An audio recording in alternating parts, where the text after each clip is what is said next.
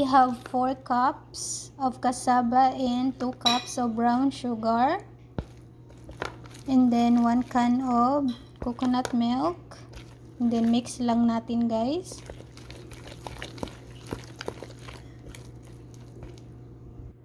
So I use banana leaf. So dapat malinis.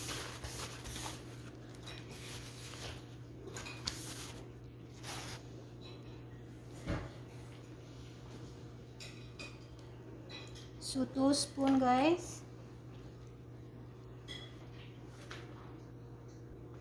So ganito lang. Roll natin. Just roll.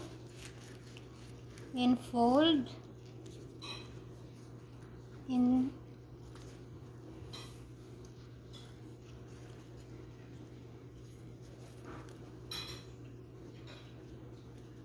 so ganito lang, guys, i-tie natin using the banana leaf.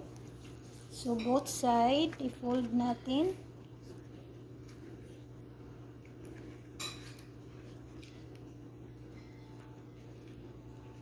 So ganun lang, same procedure.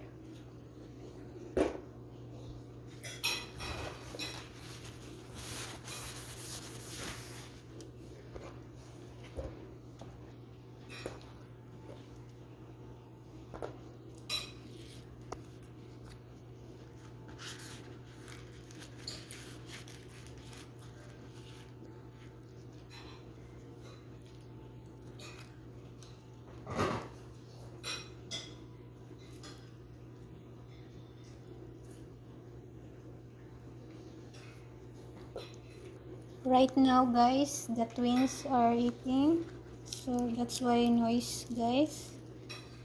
Sorry for the noise. So same procedure lang lahat. So nalimutan ko pala ang melted butter, guys. So para hindi siya dumikit, ilagyan natin ng melted butter. Para hindi siya dumikit, guys. Before natin ilagay ang cassava.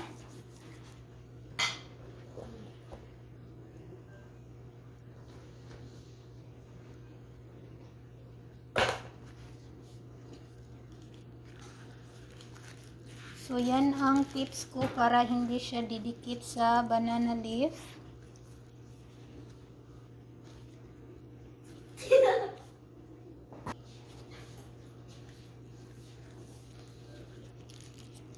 So same procedure, guys. Ilagay natin ang melted butter.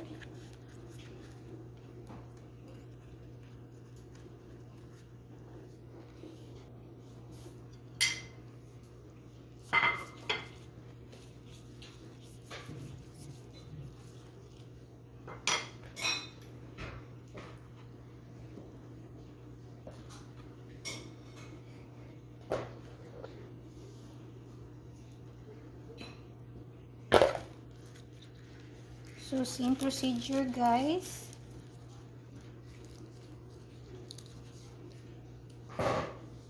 So ito na yun, guys. Dapat nakaano siya sa tubig.